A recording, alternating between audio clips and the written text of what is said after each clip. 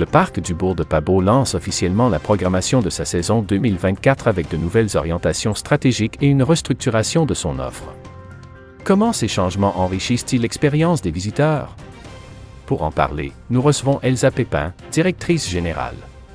Le parc du Bourg de Pabot, c'est en priorité, ou du moins tout d'abord, à l'origine, un site archéologique. On a pour mission de protéger puis mettre en valeur finalement le patrimoine archéologique du site, mais également le patrimoine naturel, puis de diffuser l'histoire qui est liée à tous les événements qui se sont déroulés sur l'ensemble du site archéologique, ou du moins sur le territoire de la Corporation du Bourg de Pabot. Euh, on est une institution muséale agréée, donc on a un statut qui est officiel au Québec. Ça nous donne une certaine crédibilité. Puis le site archéologique a une importance qui est quand même majeure dans l'histoire du Québec. Donc c'est un site là qui doit être mis en valeur, qui doit être rayonné à la grandeur du Québec. C'est un site qui est magnifiquement préservé aussi. Donc, il y a encore beaucoup de potentiel de fouilles, de recherches, de découvertes, même si certaines ont été faites là, jusqu'à maintenant, mais il y a énormément de potentiel au niveau du développement. Puis, dans le cadre de notre mission, en fait, muséale, on souhaite, oui, protéger, mettre en valeur, puis diffuser le patrimoine archéologique et historique, mais aussi, on fait ça via l'intégration d'activités multimédia ou de nouvelles technologies, via l'intégration d'activités qui sont innovantes, éducatives, puis aussi ludiques. Donc, on apprend l'histoire, mais tout en s'amusant ici. Donc, la culture, c'est loin d'être plate, ça peut être très, très divertissant, puis on en ressort enrichi finalement en termes de connaissances. Voilà. Et quand on parle d'archéologie, est-ce que dans votre cas et dans la zone où vous êtes exactement, vous êtes comme, qu'est-ce qu'on peut y trouver? Vous remontez jusqu'à quand pour dire qu'il y a tout un aspect historique? En fait, le site archéologique du Bourg là, va couvrir une multitude d'époques d'occupation. Donc, on démarre avec l'occupation autochtone, l'occupation Mi'kmaq. On a quelques objets là, qui témoignent de cette occupation-là, qui était temporaire à l'époque. Donc, ils n'étaient pas établis ici permanents. Là. C'était un peuple qui se mouvait, là, donc qui bougeait.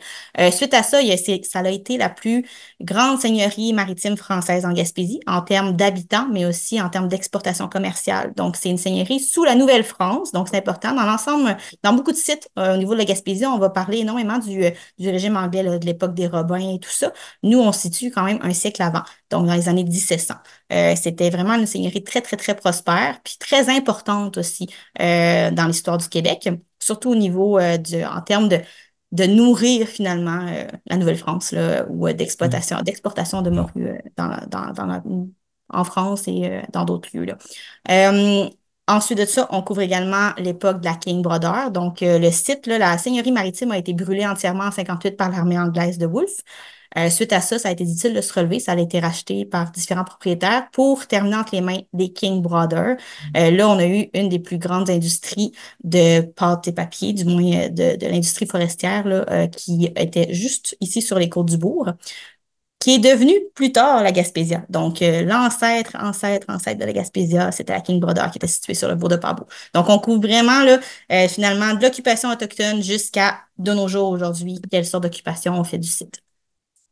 Alors, si on se parle aujourd'hui, c'est parce qu'il y a très peu de temps, là, quelques heures, je dirais, vous avez eu votre conférence de presse pour annoncer un peu les activités de cet estival et puis des nouveautés. Est-ce que tu voudrais nous en parler un peu?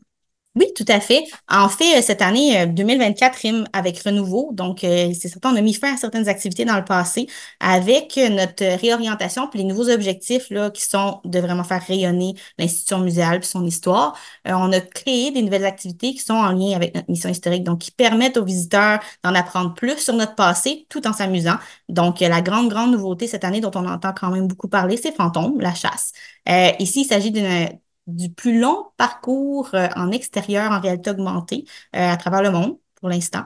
Donc, c'est quelque chose qui est vraiment unique, surtout au Québec, qui est à l'avant-garde aussi en termes d'utilisation de la technologie, mais aussi en termes d'interprétation du patrimoine historique. Donc, durant la journée, les gens peuvent partir à la chasse aux artefacts hantés. Donc, on va rechercher des objets qui vont témoigner de notre passé, puis on va les documenter.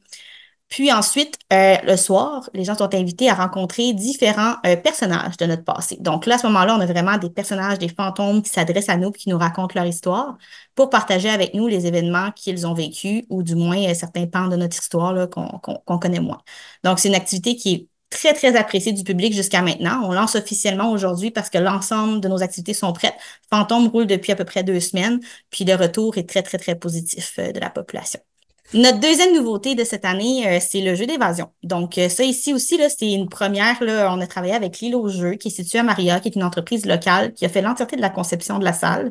Ils ont été très, très innovateurs dans leur approche. C'est, à ma connaissance, un des seuls jeux d'évasion où est-ce qu'on peut sortir à l'extérieur. Donc, on n'est pas 100% enfermé dans la salle. Ça se passe autant à l'intérieur qu'à l'extérieur. Puis, il y avait quand même un gros défi à relever en termes de respect de l'historique du site là, pour intégrer tous les éléments qui sont liés au jeu d'évasion. Donc, les visiteurs se retrouvent en 1758 sous la seigneurie française, la journée où l'armée des Anglais débarque pour brûler entièrement la seigneurie. Donc là, on a 60 minutes pour retrouver le trésor de notre ami pêcheur Serge avant que les Anglais viennent brûler la cabane. Donc, il faut retrouver le trésor, barricader la cabane et se sauver dans l'arrière-pays. Puis c'est en fait une façon de souligner un pan de notre histoire qui est souvent passé sous silence. On oublie souvent finalement que cette partie de l'histoire-là, elle est souvent cachée, on la connaît pas beaucoup, mais on a vécu un événement qui est quand même très, très important, qui a un impact aussi majeur dans la victoire des Anglais sur les plaines d'Abraham finalement. Puis c'est pourquoi aujourd'hui, on est une colonie anglaise. D'accord. Voilà. Donc, c'est un petit peu ce qui résume le jeu d'évasion. Également, là, on a maintenant 3 visites guidées qui font l'interprétation de notre exposition permanente, là, qui résume la vie de la seigneurie maritime au temps des Français de la Nouvelle-France, et également la partie là, sur la King Brother là, au niveau de l'industrie forestière. Donc, les 3 visites guidées sont en alternance à toutes les heures. Donc, les gens qui viennent sur le site ont vraiment une multitude d'activités qu'ils peuvent faire durant la journée. La passe est maintenant disponible sur 2 journées, donc les gens peuvent étirer pour ralentir un petit peu là, dans leurs vacances, finalement. On veut que les gens profitent vraiment à 100% du site puis de tout ce qu'il y a à offrir. Puis des activités comme Hura, la cérémonie de l'eau, notre parcours ludique, puis également le chasse aux objets connectés, là, ce sont des activités qui reviennent aussi cette année. Donc, on a là, à peu près là, 7 à 8, 9 activités là, qui sont disponibles pour les visiteurs qui viennent fréquenter le site puis profiter finalement de toute cette offre exceptionnelle-là que le Bourg de Pabot a à offrir, autant en termes de divertissement qu'en termes de paysage puis de convivialité. Là. Vous êtes comme un musée hors du commun, parce que vraiment, on a l'impression que souvent les musées, on va aller se cloîtrer un peu en extérieur. Mais là, j'entends que vous avez toutes sortes d'activités qui nous amènent dehors, mais nous amènent à interagir même avec le concept lui-même de l'histoire. Oui, c'est ça. On veut que le visiteur soit maintenant actif puis fasse partie de l'expérience, qu'il ne soit pas juste contemplatif puis qu'il ne subisse pas finalement. C'est beaucoup plus facile d'intégrer du contenu quand on y participe puis quand on a un petit rôle à jouer que d'être tout simplement là en train d'écouter là, passivement là, des informations puis d'assimiler des informations qu'on nous donne. Puis c'est une de nos grandes particularités d'être un musée à ciel ouvert. Donc, la majorité de nos activités, effectivement, se passent en extérieur. Puis, on est ouvert de 11h à 23h maintenant. Donc, ce qui fait en sorte que l'ensemble de nos activités, même les visites guidées, sont disponibles aussi en soirée. Alors, peut-être pour terminer, dont tu nous as donné l'horaire, mais est-ce qu'au niveau de la période, justement, où on peut aller dans cette période, durant la période estivale? Oui, donc la période, ben, du moins, là, notre saison est lancée officiellement, bien qu'on avait commencé tranquillement là, il y a à peu près 2 semaines. On va être ouvert jusqu'à la mi-septembre à peu près. Là. Donc, les dates officielles de fermeture là, vont être annoncées là, sur les médias sociaux. Donc, le meilleur moyen de nous suivre pour avoir des nouvelles puis savoir ce qui se passe ou avoir des informations, c'est vraiment via les médias sociaux comme Facebook. Puis également, là, je voulais ne pas passer outre qu'il y a quand même un camping. Il y a encore le camping qui offre plusieurs types d'emplacements, dont des nouvelles tentes en hébergement prêtes à camper. Puis également le service de restauration qui est ouvert encore du lundi au samedi, donc de 11h30 à 21h30. Puis, on a toujours notre programmation d'activités culturelles gratuites. Donc, on invite la population locale à en profiter. Tous les vendredis, en formule 5 à 7 au restaurant, là, c'est des performances musicales. C'est entièrement gratuit pour les gens qui se présentent. Puis, pareil, pour le samedi, là, on a des conférences et des ateliers gratuits également sur l'histoire du site. Vous écoutez votre reflet d'ici. Revoyez tous nos reportages sur notre site Internet.